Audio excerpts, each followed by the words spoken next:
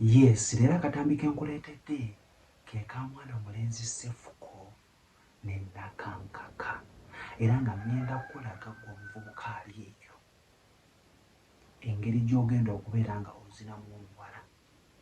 Abasinga muyinza okutunuulira ekintu ekya sayizi gwenga gwali eyo. Sayizi yonna gy'olina ekumala. Okiraba? Sayizi gy'olina ebeera ekumala wabula ogikozesezza otya. Oba sayizi gy'olina ntono oba gy'olina nnene, it is okay. Kubanga mulimu n'ayinene naye nga tayinza lijja kwenda kuba nga akola ki? Ng'agikozesaamu muntu kubeera ng'ayumirwa. So sayizi yonna gy'olina osobola okubeera nga ogikozesa. Era ngenda kukulaga style mwana mulenzi Ssefuko gye yakozesa ng'azina Nakankaka Yvonne. Baanyumirwa bulungi era yamutuusa bulungi nnyo ku ntikko kubanga n'amazzi wagalaba nga akola ki? Nga gavaayo era gw'atalaba vidiyo eyo ngenda kubeera nga ngikulaga. Obeere ng'ogiraba olabe engeri gy'oyinza okubeera nga ozinamu omukazi mu sitayiro eyo bw'etyo kubanga etuusa mangu ku ntikko.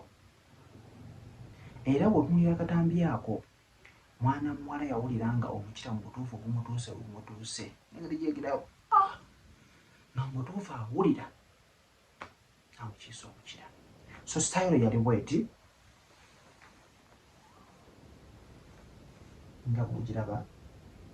Yvonne yali bw'ati, mwana omulenzi Ssefuko n'amuva emabega n'agumukiika n'atandika okubeera ng'amuzina. Kaakati awo bwe nakusomeseza nti gwe omwana ow'obuwala babeera badde bakuvudde emabega olina okubeera nga oyinoola ku kiwato. Okiraba? Ng'onyoola ku kiwato ng'okolamu ne bw'oti oba okitegeera. Munnaakuli emabega abeere ng'anyumirwa bulungi. So kanzubira nti ofunyemuko ekyokuyiga. Then ekirala mu kyo okubeera nga okiipinga ono ng'osikira gwe omukyala osobola okubeera nga ate omwami omuteetera amaanyi g'okubeera ng'ayogera okubeera ng'akuzina. Then ekirala kye kiri waggwe omuvubuka ali eyo oba gwe omusajja ali eyo singa obeera ng'obadde oli ku mukazi ng'omuzina. Kino kigenda kukuyambako. Abasinga temukimanyi naye ate bw'onookikozesa kijja kubeera nga kikuyamba. Buli woozina omukazi tugeze mubadde muli mu convention style n'omakinga sure nti omukazi oyo waliwo space eyo bw'ebeerawo ng'obadde tomwagaseeko bulungi era bwe nakulagako last time kigona okukola bw'oti n'osimba emikono bw'oti eyo ebase wansi bulungi.